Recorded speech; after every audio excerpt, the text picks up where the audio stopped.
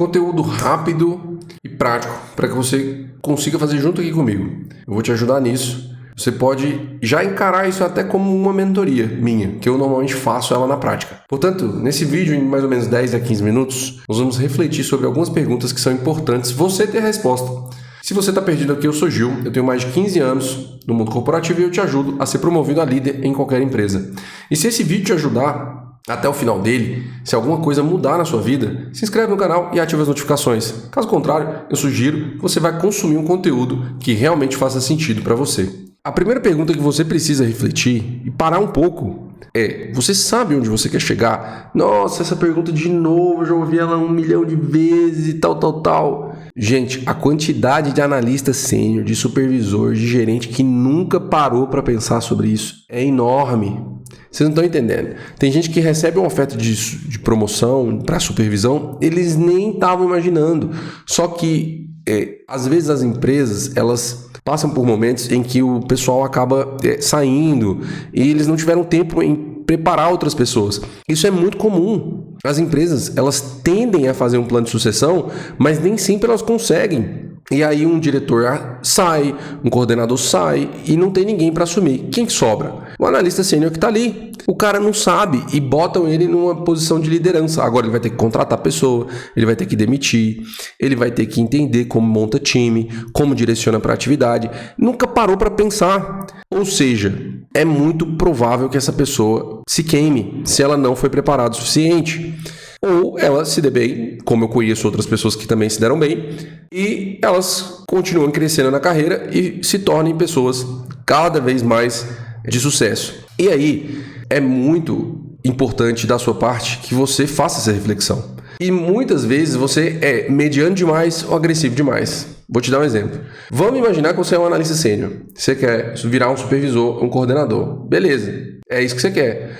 Mas você já chegou a pensar na trajetória inteira? Você já chegou a pensar em virar um diretor, um gerente sênior? O gerente sênior normalmente costuma ser antes. Mas um gerente sênior, diretor sênior, executivo, VP, etc. Você já chegou a pensar nisso? Você já se perguntou o que essas pessoas fazem?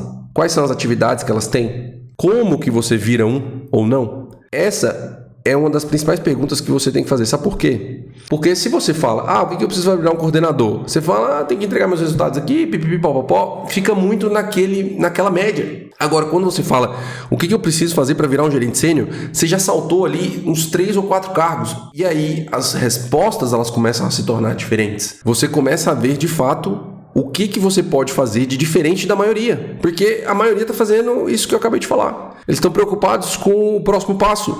E não é errado estar preocupado com o próximo passo. Mas eles não sabem qual que é o outro passo depois disso. Então, você olhar num horizonte maior te ajuda muito mais a saber o que você pode fazer de diferente. Imagina você sendo um analista atuando como um gerente ou se portando como um, entregando resultados como um gerente. Claro que você não vai conseguir fazer isso na sua plenitude, mas o comportamento ele aparece. Eu falo isso porque as pessoas comentam, os gerentes comentam.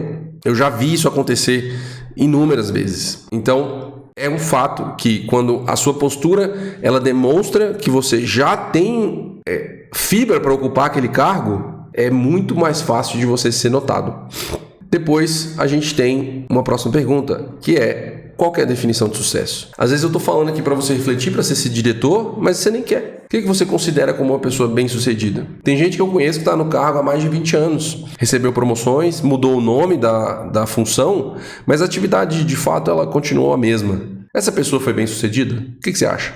Se você quiser, pausa o vídeo agora e para pensar. Uma pessoa que você trabalhou, que foi bem-sucedida, eu entendo que essa pessoa foi bem-sucedida se ela tomou essa decisão de não crescer. Se ela quis ficar ali estagnada. Agora, se ela em algum momento teve oportunidade e não quis mudar por preguiça, ou por dificuldade, ou por dar trabalho demais, provavelmente ela se sente fracassada agora. É muito provável que isso aconteça. Então, no longo prazo, é muito importante você ter isso em mente. Se você definir que é ali que você quer ficar, não ceda à frustração. Porque da frustração nasce o burnout, nasce a ansiedade e nasce a depressão. Beleza? E aí você vai olhar para a sua realidade agora. Você se considera bem-sucedido? Ou você acha que ainda cabe mais? Reflita. Agora que a gente já tem bastante coisa para poder refletir também, certo? De tudo definido até aqui, A partir desse momento, você precisa de foco e disposição para buscar seus objetivos. Eles estão disponíveis hoje para você? Seja se tornar um diretor, um gerente, que você envolve realmente lá, que eu acabei de comentar, contratar e demitir pessoas, montar o time, ouvir feedback, segurar pressão. Você está preparado para isso? Você já refletiu sobre isso? Essa reflexão é mais uma reflexão importante, porque se você chegou até aqui e entendeu que isso não é para você, liderar pessoas para você talvez seja algo que não vai fazer sentido. Mas você pode ser um líder de operações, de processos, onde a liderança de pessoas ela não é exigida. Você não vai precisar montar um time, mas você vai precisar, eventualmente, saber conversar, saber se comunicar, que é uma competência de liderança. E isso, na realidade, acaba sendo uma competência de todas as pessoas, porque uma comunicação clara e objetiva, toda empresa preza por isso. Principalmente porque evita desentendimentos. Você consegue compartilhar com clareza o que você quer e você vai atingir um resultado esperado. Se você compartilhar algo confuso, provavelmente o resultado que você vai atingir vai ser completamente diferente do que você esperava. E antes de continuar, eu quero te falar que tem um vídeo nesse canal que eu falo quais são as habilidades que a liderança olha na hora de promover alguém. Eu tenho certeza que esse vídeo vai complementar muito bem o aprendizado que a gente está vendo aqui. Eu vou deixar o link na descrição para você assistir depois. Talvez esse ponto agora seja um dos que as pessoas acham mais complexo, que é dizer não para o que não importa para o seu desenvolvimento. Você não sabe dizer não porque não te ensinaram. Você até quer falar, mas você acha que vai ficar rude, você acha que vai desagradar a pessoa e isso vai gerar um desconforto social. Mas isso não significa que você vai deixar a pessoa desamparada. Se a pessoa chega e fala assim, olha fulano, você sabe como fazer XYZ? Aí você fala, olha, eu não sei, eu já tive um contato, mas eu acredito que fulano pode te ajudar nesse ponto do XYZ. Ou você pode voltar aqui na semana que vem, que eu vou estar menos ocupado, e a gente pode olhar junto aqui e eu vejo quem poderia te ajudar com isso de uma forma mais clara. Essas são maneiras que você consegue falar não sem parecer rude. O problema é que muitas vezes a própria liderança ela não consegue instruir os liderados em como fazer isso. Porque as pessoas, o que elas fazem normalmente? Elas defletem. Você pergunta uma coisa, não é sua responsabilidade, você vai falar, essa pessoa tem que falar não. Só que ela simplesmente fala, isso não é minha responsabilidade, ponto.